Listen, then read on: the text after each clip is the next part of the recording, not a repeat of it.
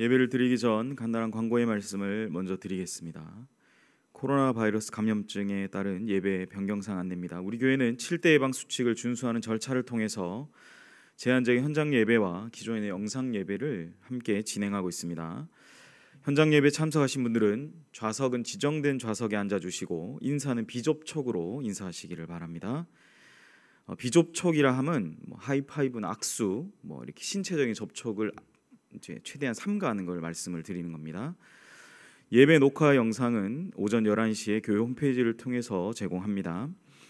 모임 및 행사 안내입니다. 가정주일 맞이 가족 사진 콘테스트 및 온가족 성경 필사 안내입니다. 가족 사진 콘테스트는 가족 예배드리는 어떤 장면, 온 가족이 함께 예배드리는 아름다운 모습을 이제 한 장 이렇게 찍어주시고, 또 자유로운 주제, 가장 아름답다고 생각하시는 우리 가족의 사진을 한 장 이제 찍으시면 됩니다. 제출은 6월 14일 주일까지 해주시고, 그 교회 주보에 나와 있는 이메일 연희9944.naver.com으로 해주시면 됩니다.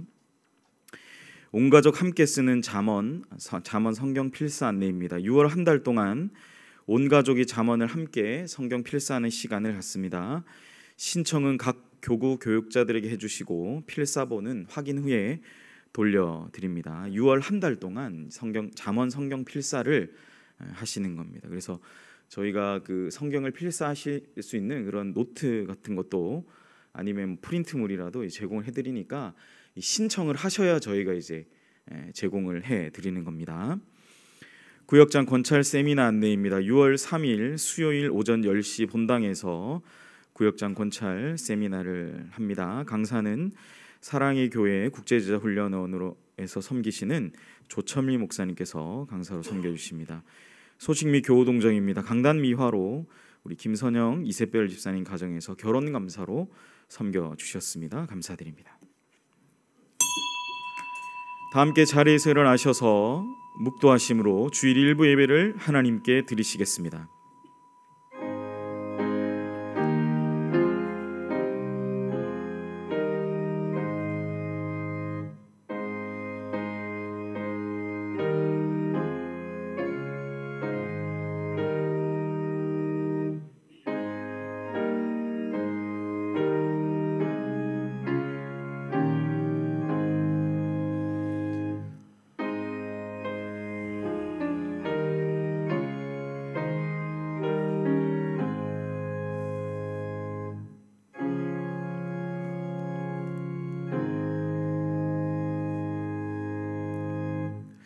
은혜가 풍성하신 하나님, 주님이 베풀어 주신 은혜에 감사하며 오늘도 은혜의 보좌 앞으로 나아갑니다.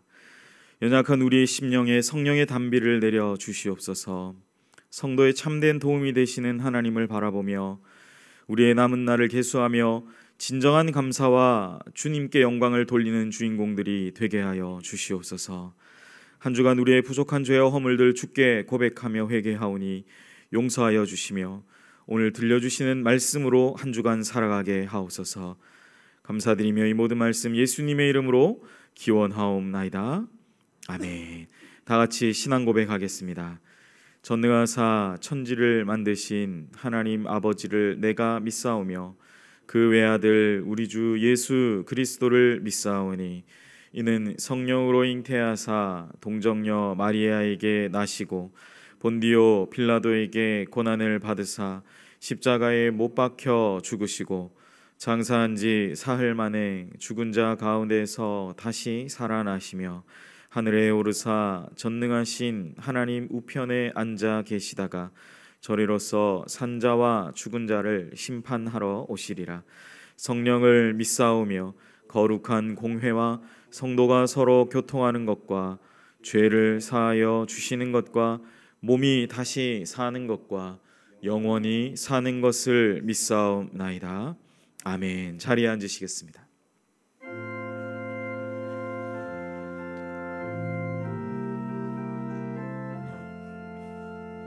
나 이제 주님의 새 생명 얻은 몸 옛것은 지나고 새 사람이로다.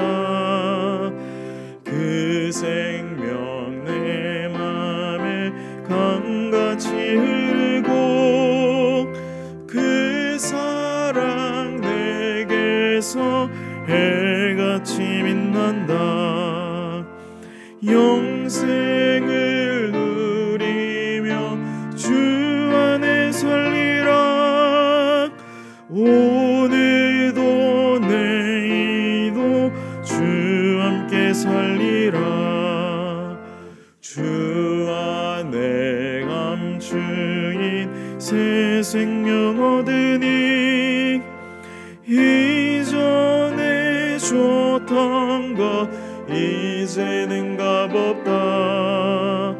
하늘의 은혜와 평화를 맛보니 찬송과 기도로 주 함께 살리라.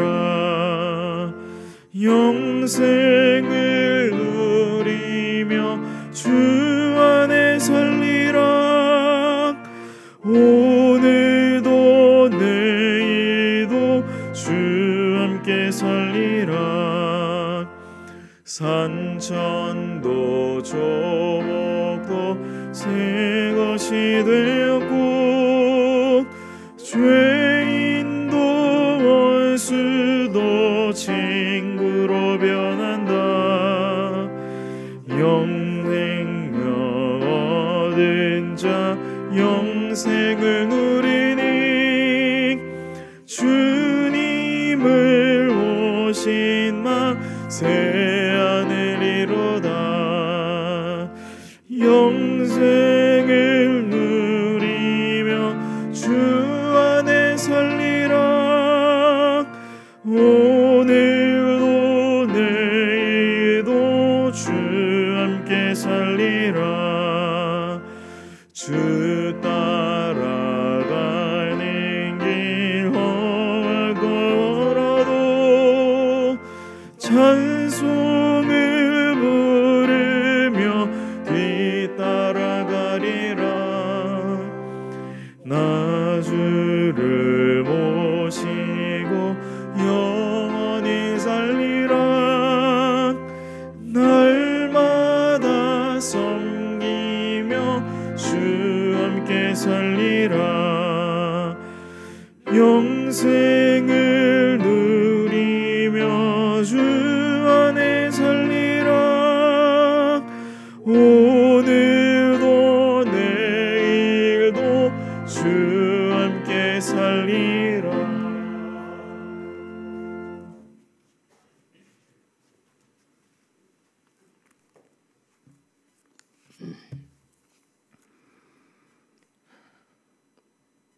온 천지 만물을 말씀으로 창조하시고 그 귀하신 뜻에 따라 섭리하시는 살아계신 하나님 아버지, 복된 주일의 아침 하나님을 예배하는 그 사랑과 은혜를 부어주시니 감사를 드립니다.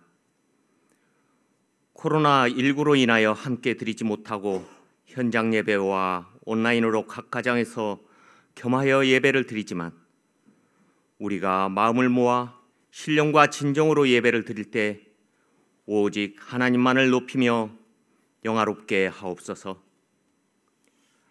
하루빨리 이 사태가 종식되어 우리가 예전처럼 함께 나와 하나님을 예배하고 또 성도가 서로 교제할 수 있도록 아버지여 도와주시며 은혜를 베풀어 주옵소서. 자비하신 하나님 아버지, 지난 한 주간 세상에서 흔들리고 혼탁해진 저희의 심령을 십자가의 보혈로 정결케 하옵시옵고 저희의 죄를 용서하여 주시옵소서. 이 세상 가운데 만연한 세상 권세 잡은 자들의 횡포와 하나님이 주신 풍요와 은혜를 인간의 욕망을 채우고 파괴하는 인간의 타락과 죄의 길에서 돌이켜 하나님이 이 세상의 주관자이심을 깨닫고 우리가 피조물의 자리로 돌아가게 하옵소서. 지난주부터 고3 학생들의 등교를 시작으로 학교가 다시 일상으로 돌아가려 합니다. 우리 어린 자녀들을 또 우리 학교를 코로나의 위험으로부터 지켜주시고 은혜를 베풀어 주시옵소서. 어려움 가운데 처해 있는 나라의 현실 앞에서 우리 연희교회가 어린 자녀에서부터 어른에 이르기까지 먼저 믿음을 확고히 하여 우리 이웃과 지역사회의 본이 되는 은혜를 우리에게 허락하여 주시옵소서.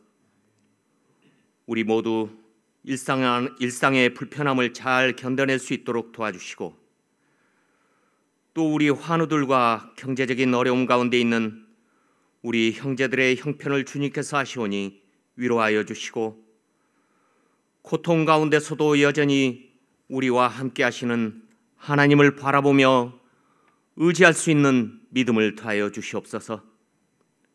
또한 코로나로 더욱더 어려운 가운데 있는 우리 선교사님들과 가정들을 지켜 보호하여 주시어 하나님 나라 확장의 복음 사역이 중단되지 않도록 도와주시옵소서.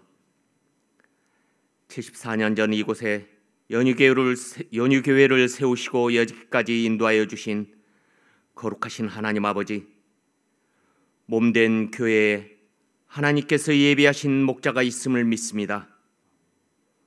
우리에게 먼저 정결한 마음을 허락하여 주시고, 교회의 모든 성도들이 함께 마음을 모아 성령 충만함으로 하나님의 좋은 성품을 닮은 귀한 목자를 보내어 주시기를 간절히 기도하는 은혜를 베풀어 주시옵소서. 강단에 세우신 안희선 목사님, 영육간의 강건함을 허락하시사 지존하신 하나님의 말씀만이 선포되게 하시어 우리의 눈이 밝아지며 우리의 심령이 회복되는 귀한 생명의 말씀이 되게 하옵소서. 주님, 홀로 영광 받으시옵소서. 감사드리오며 살아계신 예수 그리스도의 이름으로 기도드립니다.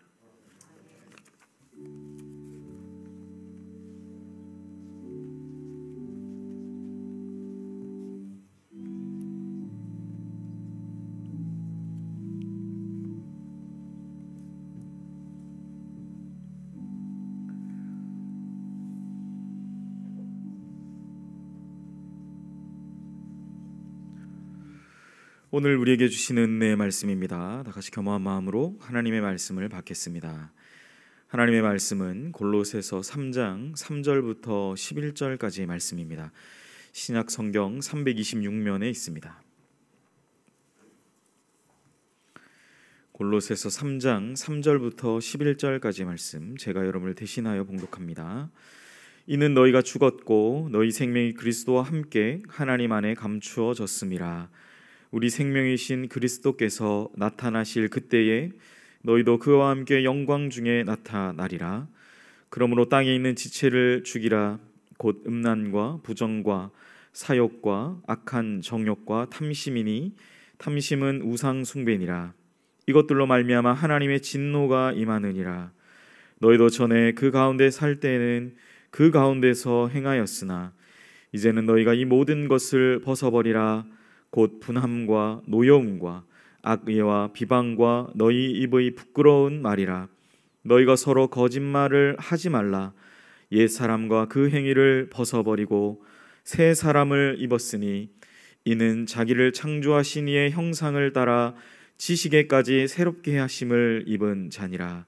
거기에는 헬라인이나 유대인이나 할레파나 무할레파나 야만인이나 스구디아인이나 종이나 자유인이 차별이 있을 수 없나니 오직 그리스도는 만유시요 만유 안에 계시니라. 아멘. 이 시간 안인선 목사님 나오셔서 지식에까지 새롭게라는 제목으로 은혜의 말씀 전해주시겠습니다.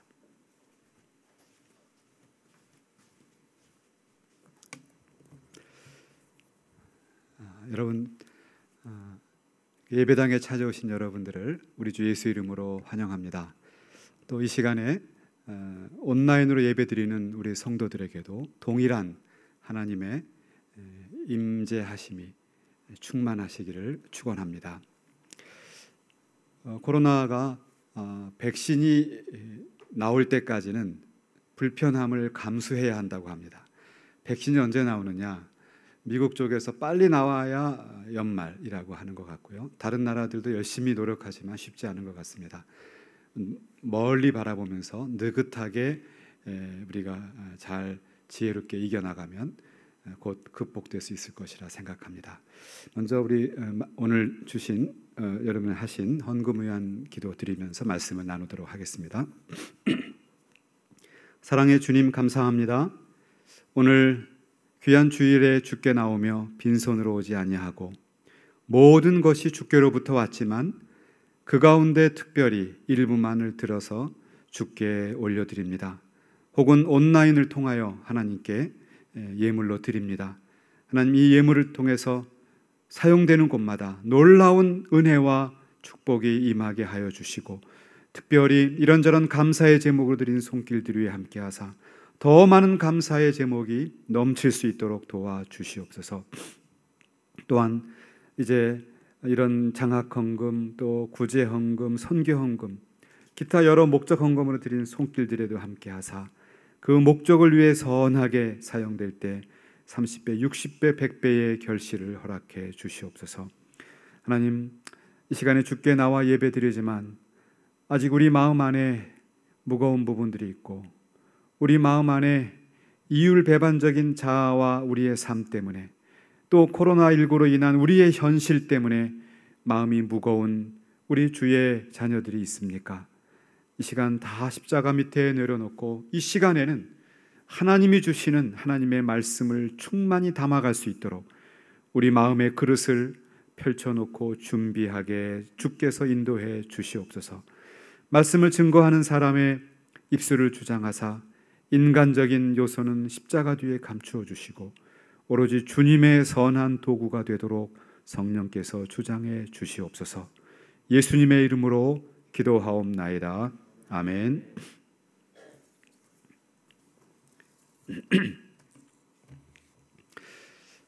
이런 책이 있습니다.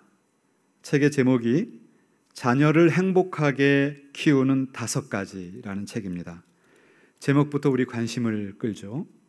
이 책은 네덜란드의 야코부스 꿀만이라고 하는 분이 17세기에 그러니까 1600년대에 기록했고 이것이 최근에 영어로도 번역이 되었고 2000년대 초기에 2007년 정도인가요? 그때쯤에 4년인가 7년인가 한글로도 번역이 된 바가 있습니다.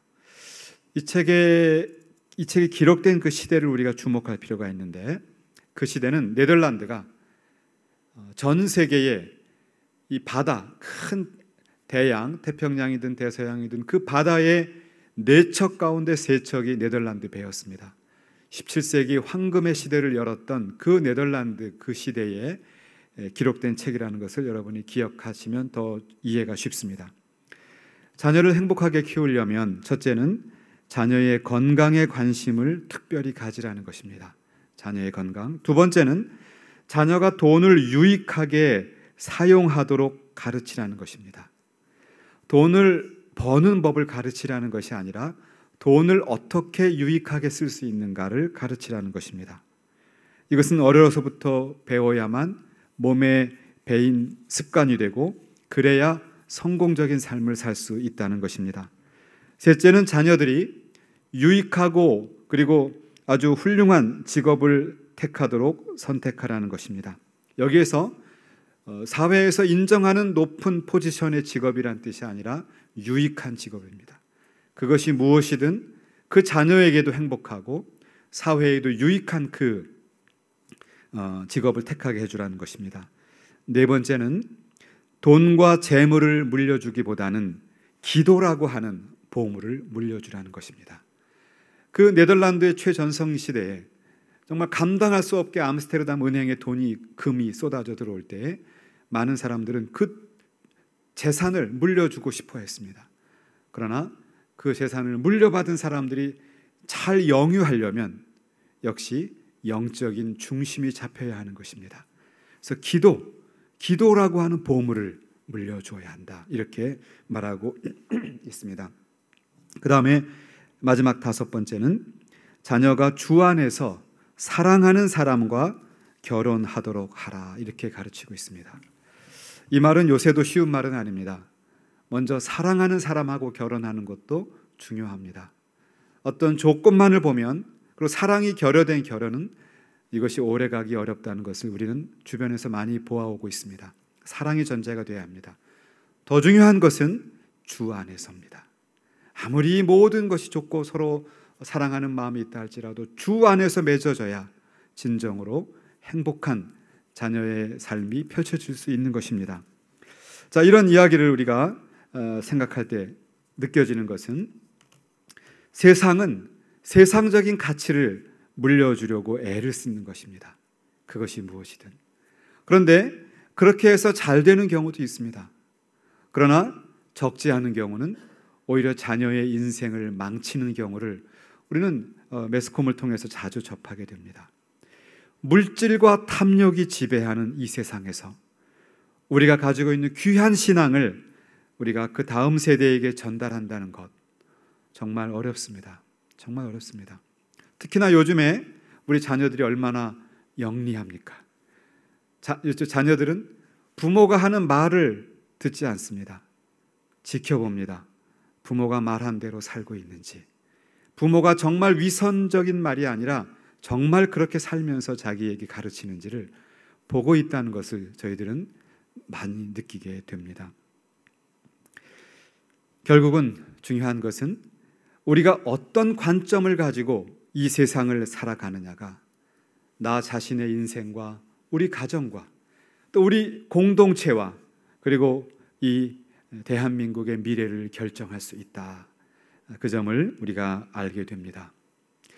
오늘 우리가 같이 읽었던 골로새서의 말씀은 바울이 감옥에서 보낸 4편의 옥중서신 가운데 하나죠. 에베소, 빌립보, 골로새, 빌레몬서 중에 하나입니다. 그 가운데 이 골로새는 이 아시아 지역에 있는 식민 지역에 있는 곳에 보냈던 편지입니다. 이 골로새라고 하는 것은 그 당시 한때는 바울 전입니다. 바울 때만 해도 조금 기울고 있는데 바울 그 조금 이전만 해도 아주 국제적인 도시로 번성하고 있었다고 합니다. 토착인들과 헬라인들과 그리고 적지 않은 2,000명 이상의 유대인들이 이주해 와서 만들어 놓은 아주 국제적인 번성하는 도시였다고 합니다.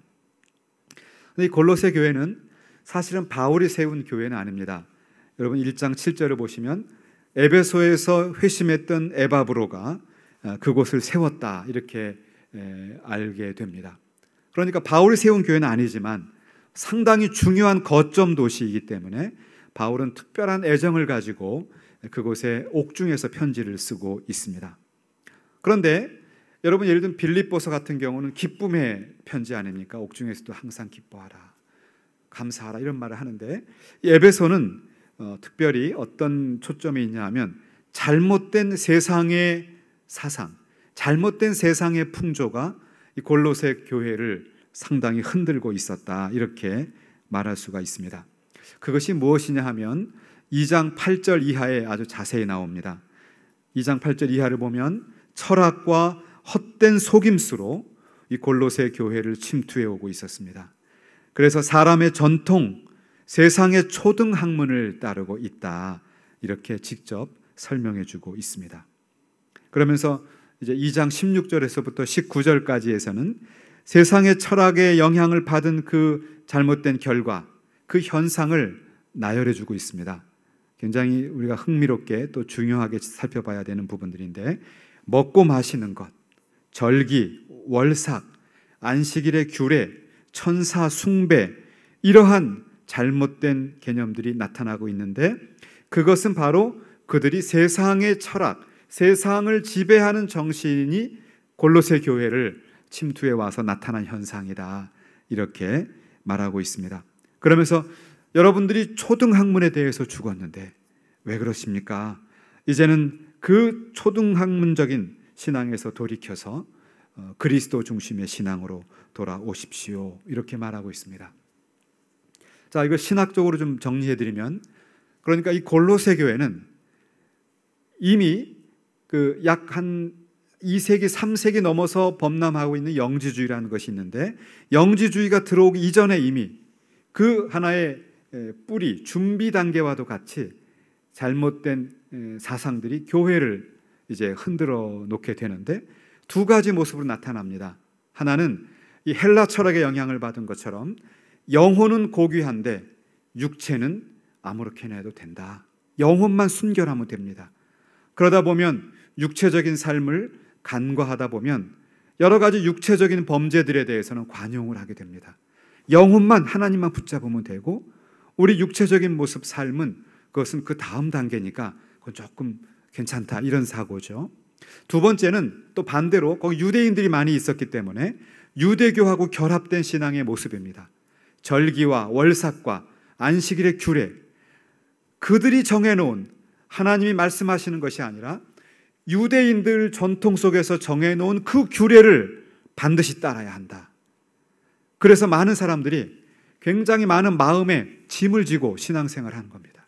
나는 그렇게 할 수 없는데, 나는 그 며칠 금식을 계속해서 해나갈 수 없는 그런 상황인데, 나는 이게 신앙이 약한 사람 아닌가? 굉장히 마음의 짐들을 지고 살아가는 그런 시대였습니다. 이 두 가지의 극단적인 모습들이 있었다는 것입니다. 사랑하는 여러분, 저는 이 골로새서를 묵상하면서 우리 시대를 한번 생각해 봤습니다. 세계는 코로나19로 지금 말할 수 없는 고통을 겪고 있습니다. 그런데 눈을 들어 세상을 바라보면 소위 G2라고 하는 미국과 중국, 세계의 최강국으로서 세계를 위해 봉사하고 섬겨 주어야 할 그 나라들이 서로 자국 이익 중심으로 무서운 무역 전쟁과 또 코로나로 인한 여러 치열한 경쟁을 하고 있는 것을 보고 있습니다. 인간의 탐욕에 의해서 남극과 또 북극의 빙하가 녹아가고 있습니다. 이제 언젠가는 육지가 점점 침몰해가는 일들이 벌어질 것이고 특히 베니스 같은 데서는 이미 그런 현상이 있다고 합니다. 우리가 살아가는 사회는 동물의 왕국보다 더 혹독한 약육강식, 힘이 있는 자와 그렇지 않은 자, 빈익부 그리고 부익부, 가진 자와 그렇지 않은 자 간의 간극과 그 갈등이 점점 심화되는 그런 사회를 살고 있습니다. 이러한 세상의 흐름에 대해서 우리 기독교인들은 성경이 가르치는 가치를 가지고 세상을 바라보아야 하는데 마치 골로새 교인들처럼 세상의 관점이 교회와 그리스도인들의 마음을 사로잡아 버리고 흔들어 버림으로 인해서 한국교회가 세상의 빛과 소금의 직분을 다하기는커녕 세상에 의해서 많이 이 염려를 당하는 그런 역설을 우리는 보게 되는 것입니다. 결국은 우리가 세상을 바꿀 것인가, 세상에 의해서 우리가 영향을 받을 것인가라고 하는 근본적인 질문이 골로새 교회에 있었던 것입니다. 그러면서 바울은 오늘 본문의 앞부분에 본문의 바로 앞쪽에 위치하는 3장 1절부터 이제 4절까지에 걸쳐서 말하는 것은 우리에게 중요한 얘기를 하고 있는데 너희는 위의 것을 생각하라. 그 세상의 풍조와 세상의 가치관이 그리스도인들의 삶을 침투해 오고 있지만 여러분들은 위의 것을 생각하십시오. 땅의 것을 생각하지 말라는 것입니다. 그러면서 바울은 친절하게도 그러면 땅의 것을 생각하지 않고 위의 것을 생각한다는 것이 무엇인가? 바로 그 아주 구체적인 내용을 5절부터 11절, 이제 오늘의 본격적인 본문인데요. 5절부터 11절에 설명해 주고 있습니다. 그런데 이것도 아주 친절하고도 흥미롭게도 바울은 세 개의 명령법 동사를 써서 선명하게 뭐뭐 하지 마라, 뭐뭐 하지 마라, 뭐뭐 하지 마라 이렇게 부정적인 명령법으로 하늘의 것을 쫓아 사는 삶이 무엇인지를 설명해 주고 있습니다. 먼저 첫 번째는 5절에 등장합니다. 하나님께서 바울을 통해서 우리에게 육신의 약한 면모, 육신의 약함으로 발생되는 그 죄와 악한 모습을 5가지를 얘기하는데 그러면서 그 5가지를 죽이라. 그러니까 첫째 말은 죽이라는 것입니다. 죽이라. 무엇을 죽입니까? 음란과 부정과 사욕과 악한 정욕과 탐심, 이 5가지를 죽이라는 것입니다. 주로 이것은 성적인 순결과 관계가 되는 그런 단어들입니다. 성적인 순결과. 그러면서 이런 악한 것들을 죽이라고 말하는데 그 중에 맨 마지막 등장한 5번째 탐심을 말할 때는 다른 말을 하나 덧붙여서 특히 도드라지게 강조해주고 있습니다. 탐심입니다. 탐심, 그것은 곧 우상 숭배니라. 여러분, 하나님이 가장 싫어하시는 것이 우상 숭배이죠.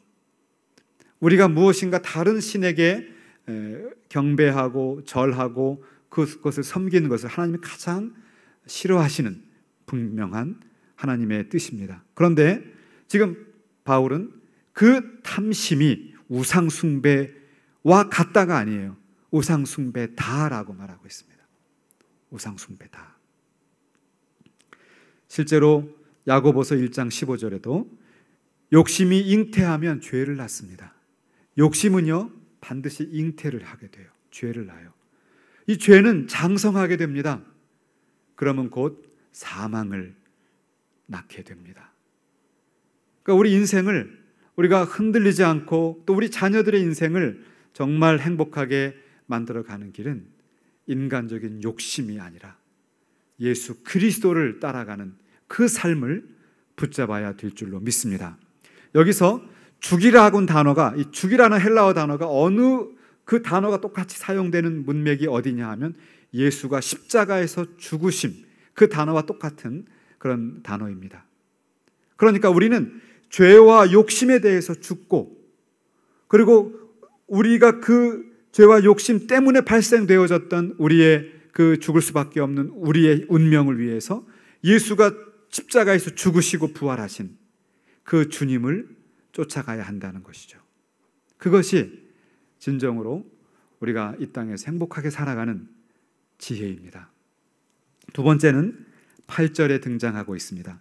8절에도 명령법이 등장하는데 벗어버리라 이렇게 말합니다. 이 모든 것을, 그렇게 목적어가 나옵니다. 이 벗어버려야 할 5가지가 똑같이 또 다른 5가지가 등장하는데 그것은 분함, 노여움, 악의, 비방, 입의 부끄러운 말입니다.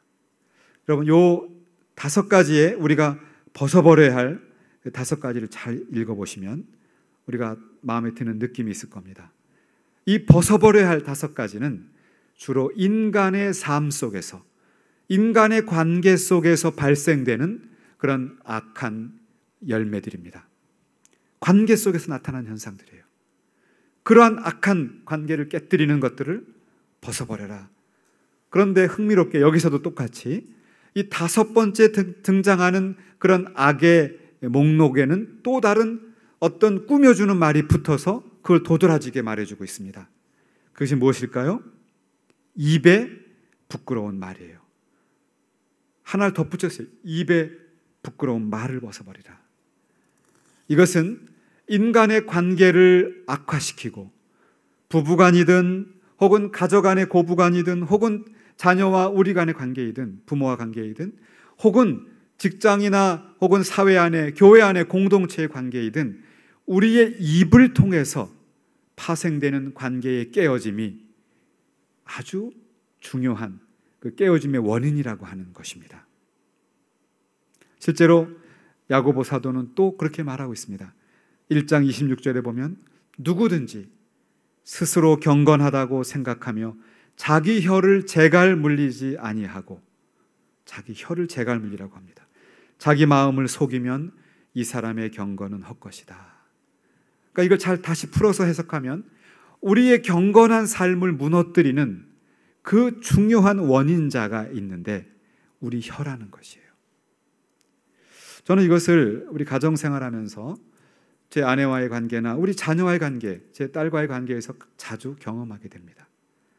본의 아니게 던져지는, 나름대로 농담이라고 던지는 그 말 속에 비수가 되어서 상대를 상처를 주는 일이 있다는 것이죠. 그리 악한 의도도 아니에요. 그냥 분위기 좋게 하려는 농담이었는데 그것이 상대에게는 비수가 되는 아픔이 있다는 것을 우리는 늘 경험합니다. 그런 일을 당하기도 하고. 그래서 바울은 인간 사회생활 속에서 이런 5가지를 벗어버려라 이렇게 말합니다. 그 다음에 이제 세 번째로 9절에 등장합니다. 9절에 보시면 바울은 서로 거짓말을 하지 말라 이렇게 강조해 주고 있습니다. 그러면서 옛사람을 벗어버리는 것과 새사람을 입는 것을 서로 비교하고 있습니다. 옛사람과 그 행위를 벗어버리라는 말과 그리고 새사람을 입으라는 것이 같이 짝을 이루고 있습니다. 그러니까 우리가 여러 가지 우리를 괴롭히고 우리를 매우 힘들게 하는 그런 악한 모습들을 벗어버리는 것으로 끝나는 것이 아니에요. 그것은 세상 사람들이 말하는 도덕적인 삶입니다. 세상 사람들도 좋은 관계를 만들어라, 좋은 이웃관계, 좋은 인간관계를 잘 만들어라, 이웃을 응원해주고 북도 다 줘라, 악한 행동하지 말아라, 이런 말은 세상 사람도 다 합니다. 그런데 여기서 한 가지, 그런 걸 하지 말음과 동시에 우리가 반드시 동시동작으로 해야 될 것은 새 사람을 입으라는 것입니다. 새 사람을 입어라. 자, 여기서 우리가 중요한 또 신학적인 개념을 생각하게 됩니다. 새 사람을 입어라. 그 말은 우리가 처음에 창조된 모습과 지금 새롭게 창조된 새 사람이 또 우리에게 비교되고 있습니다. 자, 눈을 들어서 에덴 동산을 생각해 보십시다. 하나님이 인간을 창조하셨습니다. 생기를 불어넣으시고 그리고 그들에게 하나님의 형상대로 지었다라고 말합니다. 첫사람 아담은 굉장히 존귀한 존재였습니다. 아직까지 죄가 없던 창조였습니다. 그는 무엇이든지 택할 수 있는 의지의 자유가 있었습니다. 하나님은 아담을 로봇처럼 너는 자동적으로 선을 행하는 그런 존재야, 이렇게 컴퓨터 프로그래밍을 하지 않았습니다. 인격적인 자율적인 존재로 지었고 너 스스로 너가 하나님께 순종하는 멋있는 인생을 살아봐, 그렇게 만들었어요. 그런데 아담은 분명한 이성을 가지고 있었고 그러한 계명을 알고 있었음에도 자신의 탐욕, 자신의 욕망에 의해서 하나님의 언약을 깨뜨려 버렸습니다. 그 대가는 죽음입니다. 그래서 아담의 후손으로 태어나는 우리들 역시 하나님의 형상은 있습니다마는 그 하나님의 형상이 도대체 있다고는 말할 수 없을 정도로 파괴되고 일그러지고 왜곡돼 버린 것입니다. 그래서 여러분 자신과 저 자신을 바라보세요. 어떨 때는 천사 같고 정말 존귀하고 고귀해 보입니다. 그러나 나만 아는 영역에 들어가면 우리도 모르는 사이에 악마 같은 아주 독한 모습이 나타나는 것이 인간의 정직한 모습입니다. 왜 그럴까요? 첫 창조에서 타락한 그 이후 그의 아담의 후손인 우리들은 그렇게 하나님의 형상이 아주 있다고 말할 수 없을 정도로 일그러지고 파괴되었기 때문에 그렇습니다. 그게 우리의 본질입니다. 그래서 바울은 골로새서에서 그러한 존재로 세상의 풍조를 따라갈 때 여러분들에게 끝은 죄의 결과는 사망이니까, 그러니까 그것이 아니라 그런 것을 벗어버려라. 그리고는 새로운 창조, 첫 아담이 창조되었던 것과 같은, 그리고 그를 더 능가하는 새로운 창조, 이것을 입으라고 말하고 있습니다. 여기에는 또 다른 의미가 들어갑니다. 자, 그러면 내가 이제 예수를 주로 고백하고 이 은혜로운 연희교회의 성도가 되었으니 새 사람이 되었구나 라고 끝나게 되면 그것은 또 의미가 없는 것입니다. 여기에는 두 가지의 또 신학적인 의미가 들어 있습니다. 바로 오늘 본문에서 말하고 있는 내용인데요, 제가 읽어드리겠습니다. 10절입니다. 새 사람을 입었으니, 자, 이제 여러분은 예수 안에서 새로운 존재가 되었습니다. 이 주님의 몸된 연희교회의 구성원이 되셨습니다. 이는 자기를 창조하신 이의 형상을 따라서 되게 하셨는데, 새 사람이 되게 하셨는데, 이는 우리를 창조하신 분의 형상을 따라서 어디까지 새롭게 되어야 하냐면 지식에까지 새롭게 하심을 입은 자다.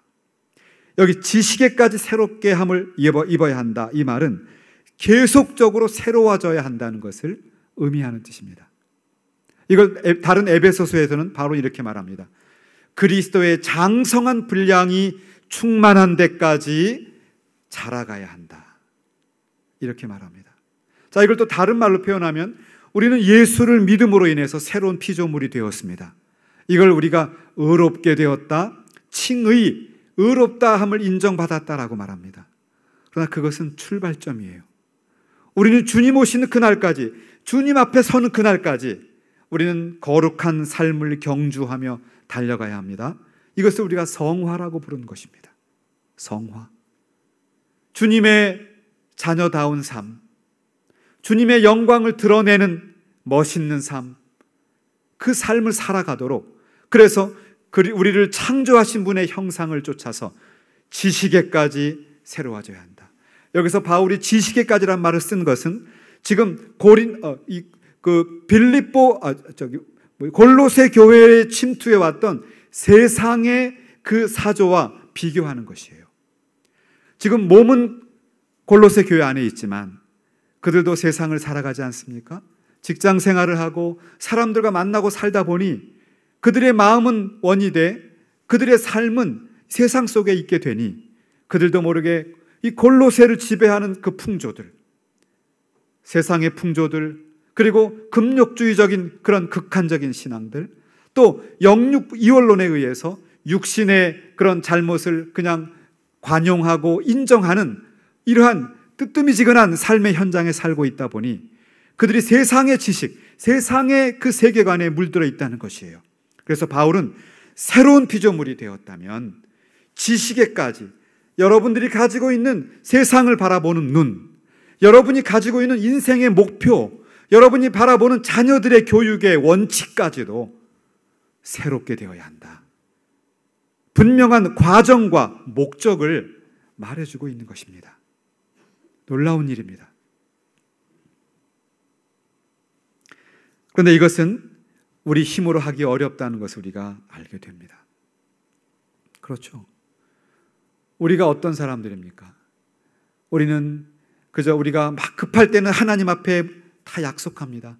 하나님, 다시는 내가 하나님 뜻을 어긋나지 않게, 하나님 뜻대로만 살겠으니 이 하나의 문제만 꼭 해결해 주십시오. 우리는 그렇게 눈물로 매달립니다.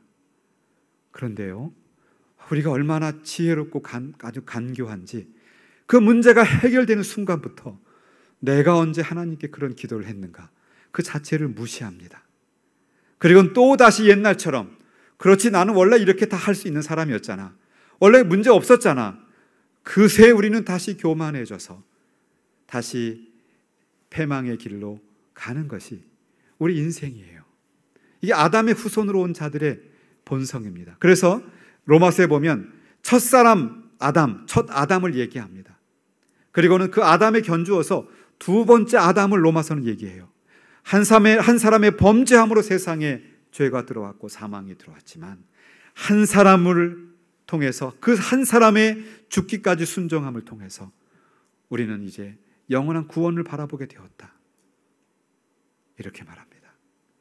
사랑하는 성도 여러분, 우리가 인생을 살아가면서 늘 우리 인생의 목표를 다시 점검해 가십시다. 그것은 세상의 풍조, 세상의 철학, 골로새 교인들을 사로잡았던 그런 정신이 아니라 이제 두 번째 아담으로 오신 예수 그리스도로 인하여 새로운 피조물이 되었기 때문에 우리는 그리스도의 장성한 분량이 충만한 데까지, 그리고 우리 지식에까지 새롭게 우리의 모든 사고 구조가 주님의 모습으로, 주님이 기뻐하시는 모습으로 바뀌어져야 합니다. 여러분, 생각이 바뀌지 않으면 삶은 바뀌지 않습니다. 그래서 바울이 여기서 강조하는 것이 우리를 창조하신 분의 형상을 따라서 그것을 목적으로 지식에까지 우리 사고방식을 바꿔야 한다는 것을 강조하고 있습니다. 그것이 얼마나 어려운가는 바울 스스로가 보여주고 있죠. 바울이 원래 누굽니까? 바울은 유대인 중에 유대인 아닙니까? 가말리엘의 문화생으로서 최고의 엘리트 유대인이고 당대 최고의 교육을 받은 또한 그리스 철학에 능통한 자였습니다. 근데 바울이 자기 성도의 삶, 그리고 거룩한 성도의 삶을 살다 보니 바울도 수시로 과거의 모습들이 불쑥불쑥 나오는 것을 아는 겁니다. 그래서 바울은 늘 고백합니다. 오호라 나는 곤고한 자로다. 곤고한 자로다. 바울 같은 그 위대한 분도 자신이 마치 그 사망의 자리에 있는 것처럼 옛날 사고방식이, 옛날에 그 쓴뿌리가 있어서 고통스럽다고 고백해요. 하물며 저와 여러분 어떻습니까? 급할 때와 문제가 해결되었을 때 너무나 다른 우리들의 뻔뻔스러움이 때로는 우리를 힘들게 하기도 합니다. 그러나 그때마다 다시 아까 처음에 5절에 나왔던 것처럼 다시 우리를 십자가에 가져가는 것입니다. 죽이라는 말은 십자가를 지금 상징하는, 그 십자가의 죽으심을 상징하는 언어라 그랬죠. 다시 십자가로 가져가는 겁니다. 주님, 그렇습니다. 내가 그 어려움 중에 주께 고백하고 다시 결심했지만 이제 그 어려움이 지나가고 나니 또 옛 쓴뿌리가 나를 사로잡아 버리고 말았습니다. 다시 나 자신을 십자가로 가져갑니다. 십자가에 예수의 죽으심과 더불어 나의 정과 욕심을 십자가에 못 박고 새로운 피조물로 다시금 주님 앞에 서오니 내 인생을 인도해 주옵소서. 이렇게 날마다 주님의 십자가 앞에 다가서시는 복된 성도들이 되시기를 간절히 바랍니다. 이제 말씀을 정리하겠습니다. 스위스의 베른에 가시면 융프라우라는 산이 있습니다. 이 융프라우라는 산은 높이가 무려 4,158m나 된다고 합니다. 알프스에 있는 산봉 중에 하나죠. 알프스에서 높은 산봉우리입니다. 그 융프라우에서 내려다보는 그 빙하와 그 계곡이 너무 아름다워서 세계에서 손꼽히는 방문지죠. 아마 한국에서도 여러분들도 유럽 여행 다녀오신 분 중에 융프라우를 다녀오신 분들이 있을 겁니다. 그런데 이 등산을 못하는 사람도, 그리고 몸이 건강하지 못한 일반인들도 이 4,158m 융프라우에 접근해 올라갈 수가 있습니다. 여러분, 어떻게 가능한지 아십니까? 밑에 기차 레일이 깔려 있습니다. 그래서 그 기차를 타면 융프라우 요흐라고 하는 기차역이 있는데 이 기차역의 높이가 세계에서 제일 높은 역이에요. 3,454m의 기차역이 있습니다. 거기까지 협궤 기차를 타고 올라갑니다. 그런데 여러분, 이 철도가 깔린 연도가 1896년부터 공사를 해서 1912년까지 기차 레일이 깔렸다 그래요. 많은 사람들이 그 기차를 그 3,400m에다가 기차 레일을 깔려가니 얼마나 어렵겠습니까? 많은 희생도 있었고 또 많은 어려움도 있었을 것입니다. 그러나 거기 굴하지 않고 거기에 기차 레일을 깔게 되었던 것입니다. 그 1800년대에. 그래서 한국의 백두산보다 710m나 높은 곳에 드디어 기차 레일이 깔렸고 거기 기차역이 생겼습니다. 그 다음부터 사람들은 기차를 타고 편하게 주변의 경관을 바라보면서 알프스의 산에 올라가게 되었습니다. 저는 오늘 말씀을 묵상하다가 이 생각이 났습니다. 우리가 하나님의 말씀을 붙잡고 말씀대로 살아가는 이 말씀이 우리 기차 레일과 같습니다. 이 말씀이라고 하는 기차 레일, 그것을 깔고 인생을 살아간다는 것이 마치 알프스의 융프라우에 기차 레일을 까는 것처럼 어려운 일입니다. 많은 좌절이 있고 두려움이 있고 회의가 있고 실패가 있습니다. 그러나 그것을 장벽을 헤치고 우리 하나님의 말씀이라고 하는 기차 레일을 우리 인생에 깔아놓게 되면, 우리 인생의 바탕에 세워놓게 되면 그 다음부터 인생은 전혀 달라지게 됩니다. 이제는 그 위에 기차를 얹어서 그 레일 위로 주변의 경관들을 바라보며 달려가는 것입니다. 밑으로 내려가는 것 같지만 기차 레일이 있어서 골짜기로 떨어지지 않습니다. 위로 올라가다 보면 밑으로 다시 떨어질 것 같지만 기차 레일이 붙잡아 주어서 우리는 안심하고 3,500m까지도 올라갈 수가 있습니다. 여러분, 그렇습니다. 그동안 한국 교회는 세상의 흐름을 따라왔었습니다. 코로나19로 적나라하게 민낯이 드러나게 되었는데, 그것은 바로 한국 교회가 그동안 눈에 보이는 것에 집착했다는 것입니다. 대형화, 상업화, 물질화를 추구하는 그 세상의 흐름에 한국 교회가 휩쓸려가는 그 골로새 교인처럼 되어 왔습니다. 그러다 코로나19를 맞고 나니까 무엇이 본질적인지 다시 보게 되었습니다. 눈에 보이는 신앙의 모습이 아니라 어디에 있든지 무엇을 하든지 진실한 신앙, 그저 교회 건물 안에 모여서 드리는 형식적인 예배가 아니라 어디에 있든지 신령과 진정으로 정말 예배를 사모하는 마음으로 드리는 예배, 그러한 예배를 우리는 다시 발견하게 되었습니다.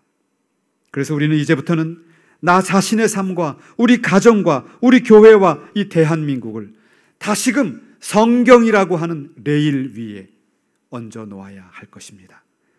그것이 알프스 위에 레일을 까는 것처럼 처음에는 어렵지만 일단 그 레일을 깔게 되면 어떤 어려움과 어떠한 두려운 길을 간다 할지라도 안심하고 세상을 바라보고 오히려 관광하고 여행하는 마음으로 인생을 달려가게 될 줄로 믿습니다. 그런 여러분이 되시기를 예수의 이름으로 축원드립니다. 기도하시겠습니다. 사랑의 주님, 감사합니다. 이 아침에 우리는 골로새 교인들이 겪고 있었던 그러한 잘못된 사고들, 세상의 흐름이 교회로 침투해서 왜곡된 삶의 모습으로 그 결과 여러 가지 악한 모습들, 죄악된 모습이 만연했던 것을 우리가 생각해 보았습니다.